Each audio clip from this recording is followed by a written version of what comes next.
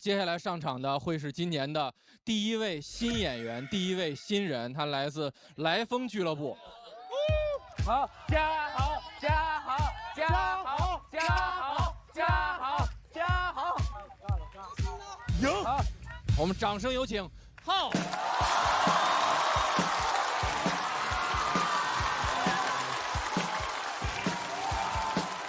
Hello， 大家好，我是浩。谢谢啊，很开心可以来到喜丹3啊。我的职业是一个律师，气质上不太像学法的，像是犯法的，但是真的非常喜欢法律。为了坚定学好法律的志向，在后背纹了个天平。我现在都不敢翘2郎腿，我怕随着脊柱侧弯呢，正义的天平会慢慢倾斜，你知道吗？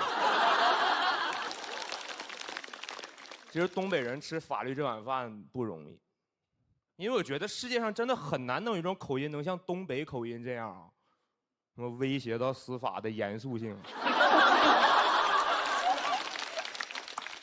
其实大家不难看着我的家庭氛围挺轻松的，我爸是个警察，我妈是个法官。我小时候在家咋说呢？群众。我小时候闯祸，他俩直接走程序，我爸抓我妈判。但是小时候他俩揍我的时候，我就觉得不太对劲儿。直到上了大学之后，学了诉讼法之后，发现他俩打的真不对，程序不对。你知道，就按来说，他俩作为夫妻啊，在同一个案件中，我是可以申请一方回避的。小时候放假的时候，经常去我妈工作那个法院去写假期作业。写完作业之后，唯一的一个放松方式就是到楼下去旁听一些庭审。请问你们看过东北那边的庭审吗？你们真应该看一下，那不小品吗？看你这哪有意思？你知道吗？那种县城的基层法院，有的时候就是两边当事人都不请律师。你知道这会导致一个问题，就是当事人听不懂法官的问题。你知道有一次那个法官坐在台上问被告有什么异议，被告说有教育意义。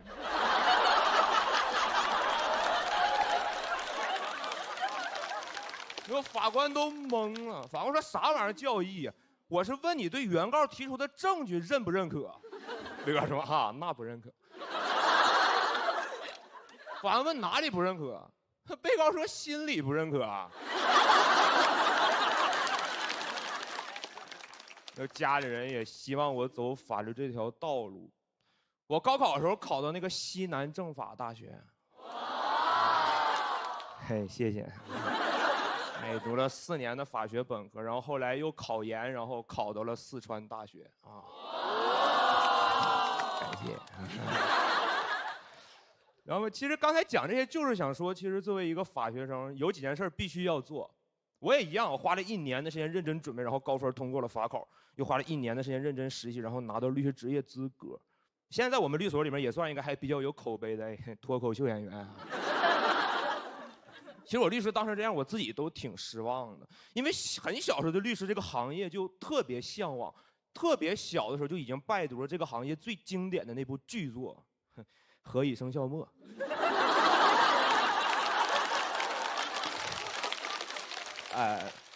我解释一下，是那个钟汉良版本的，黄晓明那个。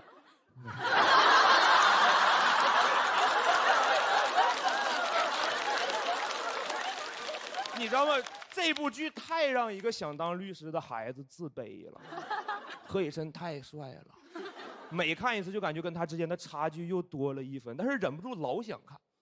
直到今年又看了一遍，说我是啊，那朋友，我终于承认我跟何以琛之间有本质上的差别。他是本科生，我是研究生啊。然后我当律师，我发现他的法律意识倒是变得越来越强了。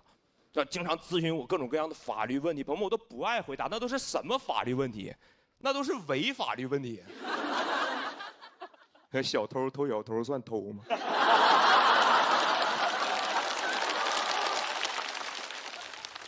绑匪算绑吗？我有时候感觉他问了一副对联出来啊。但是我对我这帮兄弟们的感情太复杂了，虽然他们没有对我提供实质性的帮助，但是我觉得天底下可能只有我这帮兄弟真拿我这个律师当回事儿，特别以我为荣。得谁是我兄弟是个律师，有兄弟是个律师，但是有时候他们太拿我当回事儿，因为律师他就是了解法律、使用法律，但是在我兄弟眼里，我就是法律。你知道我刚拿证那天，我最好的兄弟说去唱歌庆祝一下。我们都到 KTV 门口了，然后他说我去买点酒。他刚走出来一步，然后突然回头说：“哎，律师啊，我问你个事儿啊，就是从法律角度上来讲，咱去 KTV 能不能自带酒水？”他问我这个问题的时候，我很震惊，他都自带好几年了。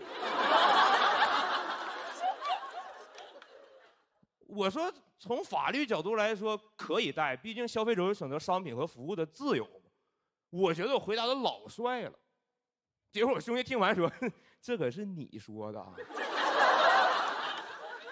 过了一会儿之后，我兄弟非常坦荡的搬了一箱酒走进了那个 KTV。KTV 领班也懵了，还以为我兄弟是来送货的。所以那个领班问得很谨慎，他说：“哥，这里面是酒吗？”我兄弟也没想到自己会被问，他就看向我，他看我的时候，我就一直在那摇头，意思是你别看我。结果我兄弟看完之后，回头就跟那领班说：“哈，这里面不是酒。”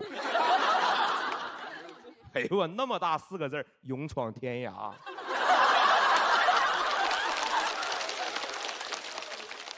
那里面不是酒是什么呀？根号81呀，开才是酒。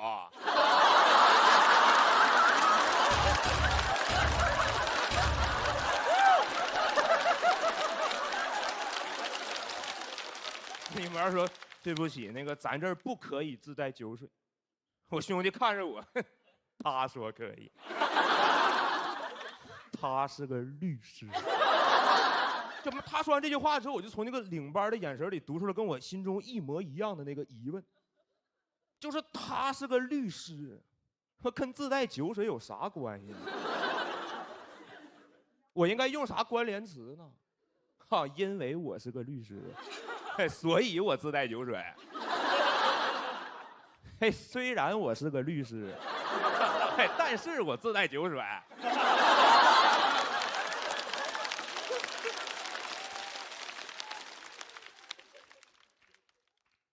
与其说我是个律师，不如说可以自带酒水。我最后不得不让我跟我兄弟说：“我说你们先进去，别管了，这事儿交给我。”过了一会儿之后，我把那箱酒搬进了包间。我兄弟又激动又震惊，问我：“你是咋搞定的呀？”我说：“晓之以理，但是你记得下回还是偷摸带。”其实那天我给领班塞了200块钱，但是我最难受是那个领班收了钱之后，嬉皮笑脸的问我说：“你平时都这么干事儿？”就讲这，谢谢大家，我是浩。谢谢浩的表演。喜欢他今天表演的观众朋友，千万不要忘记为他投票。有人挑吗？请锁票。哎。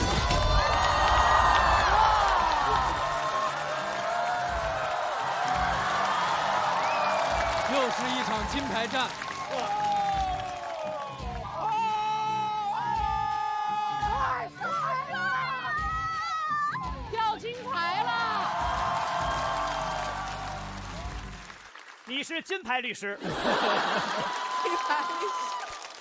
谢谢，感谢，特别好，开心。演完好一点了哈，上来有点紧张，还是确实有点紧，确实比开庭刺激，你知道吗？那你为什么叫浩呢？加好，加好，加好，加好！我名字最后一个字叫豪，拿最后一个取了一个谐音，就是又能咋的，就是又能咋样呢？就是这种感觉。帅，然后潇洒。小鹿的这直系学弟啊。对我也是西南政法毕业的。哎，师姐好，师姐。对，所以我们确实都是很有先见哈，在这个法律行业被 AI 替代之前，迅速的开辟了新的赛道，恭喜你，恭喜你，特别好。谢谢，很开心能在这个地方跟师姐相认，真的很激动。你就是有学历的林简七。我觉得特别好的一个点在于什么？就您的这个身份和您的这个产地，因为本身东北人就特别有意思，就东北人干啥都有意思啊，就特别的会开玩笑，然后再加上您这职业可能会有一些严肃的属性，哎，所以您一提这个，然后这反差自然而然就做出来了，就特别好，就是特别引人入胜。哎呀，谢谢，真的特别好，特别好。哎，我怎么觉得他像，就是他方式更像于博呀？哎。因为于博也是东北这一块。你那个出庭的时候也是这么说话吗？那个不能带梗。但是你不带梗也很不像一个律师，所以就尽量少说话。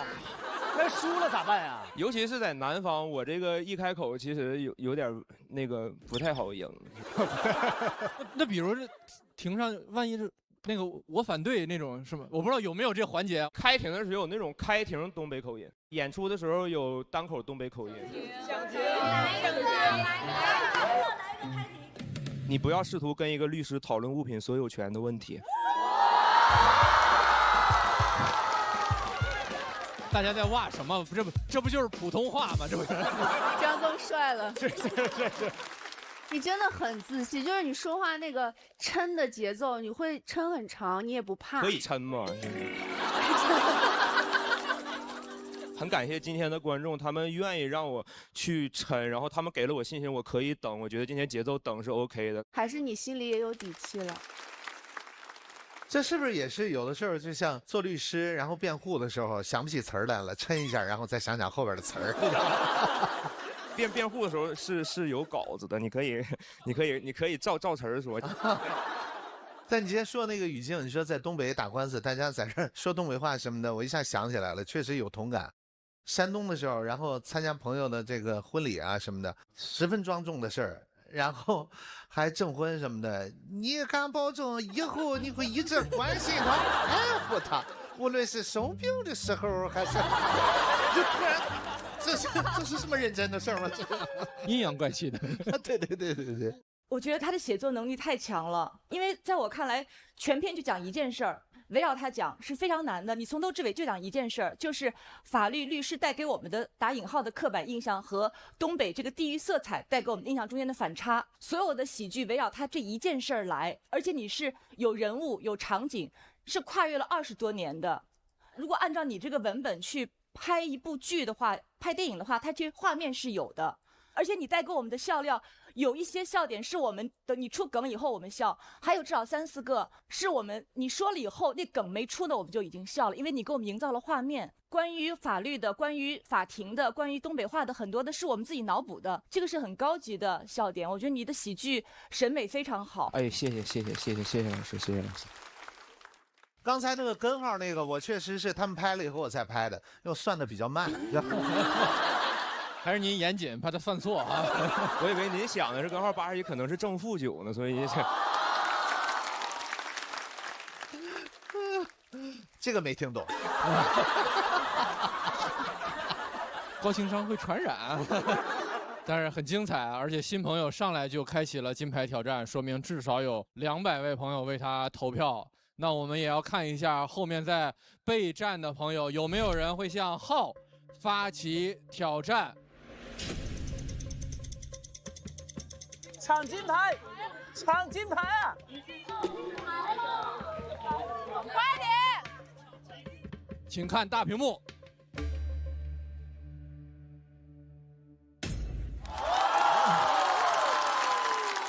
无人挑战，意味着浩直接晋级。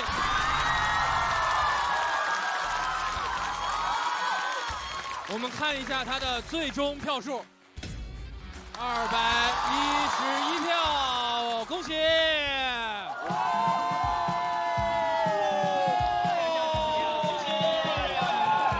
大概多少票啊？207好像。谢谢谢谢谢谢。我觉得这个好像比有人挑战还爽啊，有一种威慑力在啊，很开心，很厉害，很厉害，请领取你的金牌，并前往晋级区。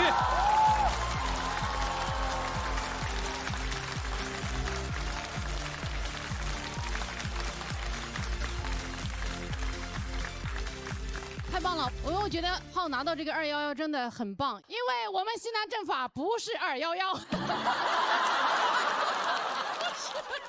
为母校争光了，哎呀！日常当律师的样子是什么样？律师就是正襟危坐。嗨，大家好。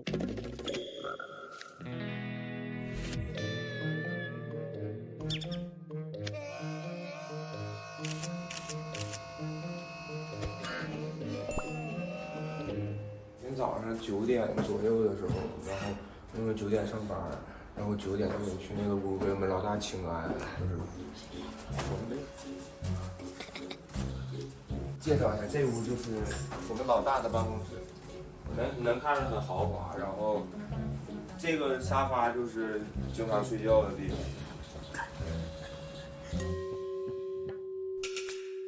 去 KTV 能不能自带酒水？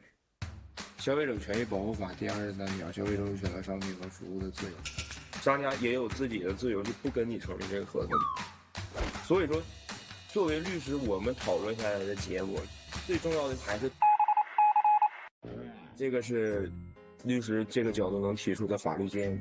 我想做律师界最好笑的律师。